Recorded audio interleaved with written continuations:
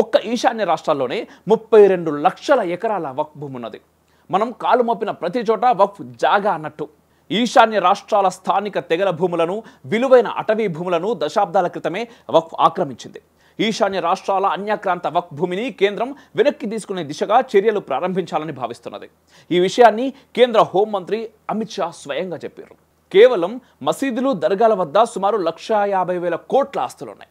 దేశంలోని 11 లక్షల కోట్ల రూపాయల విలువైన వక్ఫ్ ఆస్తుల్లో మసీదులు, వ్యాపార సముదాయాల వద్ద ఉన్నదే అధికం. దేశంలో ముస్లిం శ్మశాన వాటికల ఆస్తుల సంఖ్య 1,50,000 కోట్లకు పైచిలకు. మొత్తం వక్ఫ్ ఆస్తిలో ఇది సుమారు 17% అని తేలింది. టైమ్స్ ఆఫ్ ఇండియా పత్రిక సరిగ్గా 20 రోజుల క్రితం ఇందుకు సంబంధించిన వివరమైన కథనం రాసింది. 1,000 కోట్ల విలువైన వ్యవసాయ భూములు కూడా ఉన్నాయని ఈ కథనం పేర్కొన్నది. తెలంగాణ సహా దేశంలోని వక్ఫ్ భూములన్నీ సంపన్న ముస్లిం వ్యాపారులు, రాజకీయవేత్తల చేతుల్లోనే ఉన్నాయి. దశాబ్దాలుగా వీటిని అనుభవిస్తున్నారు వాళ్ళే.